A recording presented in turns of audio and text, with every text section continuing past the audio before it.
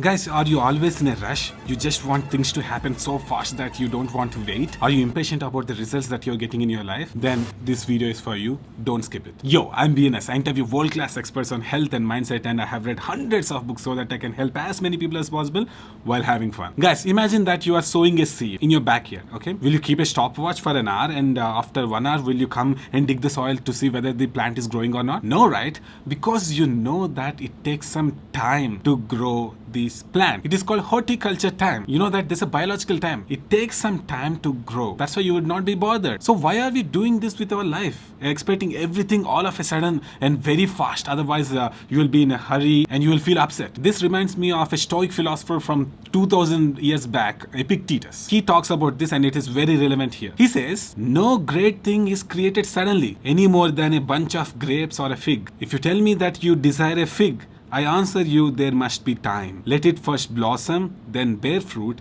then ripen. Well, let's take another example. Imagine that you're reading a novel, okay? Would you like to go at the end of the novel and see what's happening? No, right? You will take your time to go through the pages. Well, there is an excitement to go forward, but you will not rush it through so that I can see the end, right? No, you will savor it. Life is the same. You have to savor the process and you have to know that everything will happen at its right time. My best friend Teresa Holloway told me this, that if you're hurrying, it means that you are forcing something out of its context or you're forcing something out of its place or time. We can take the process of bread making as an example. Yeast has to hit a certain temperature to rise the bread, right? If you force it, the bread will not be made and it will be bitter. Or you can take another example. If you pour too much of water expecting that the plant will grow faster, the seeds will get rotten and the plant will get destroyed in its birth. See, when we are trying to hurry up or hasten, the opposite results will happen. You wanted the plant to grow, but because of all the extra push and the extra hastening of the process,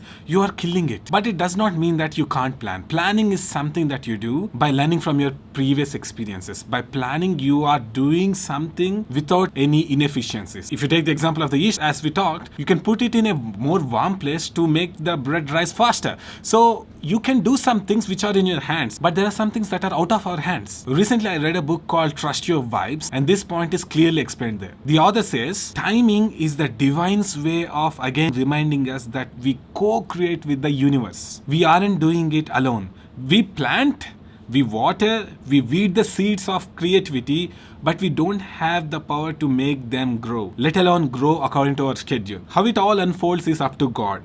God's wisdom will fulfill our deepest intentions once we set them in motion. Our part is to create the perfect conditions for the universe to flow through us. Much like our job is to create the perfect conditions for the garden to grow, but that's all we can do. God flows through us and develops our gardens according to His own timetable. And thank goodness for that, because God knows and grows better than we do. It's so simple, right? All you can do is to provide the best conditions for the plant to grow. You can water, you can take care, you can provide the fertilizer or whatever you want, you can do.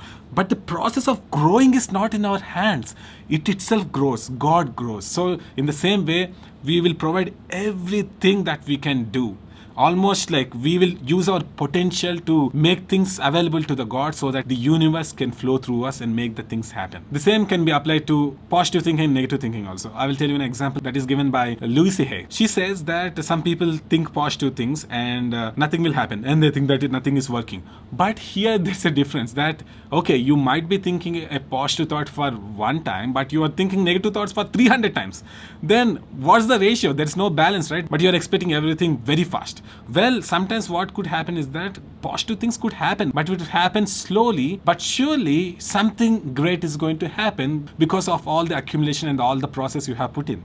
So my invitation to you through this video is that just recognize the areas where you are being impatient and hurrying up and hastening the process without enjoying it. Is today a good time to think about it and be patient with that? Well, if today is not the good day, then tomorrow will not be a good day. Guys, it would be awesome if you can comment down below what area it is and how you are planning to improve. If you can do that, I think nothing can stop you. And thank you so much for watching. You guys are awesome. Tackle. Yo. You want to say subscribe? Yeah, thank you.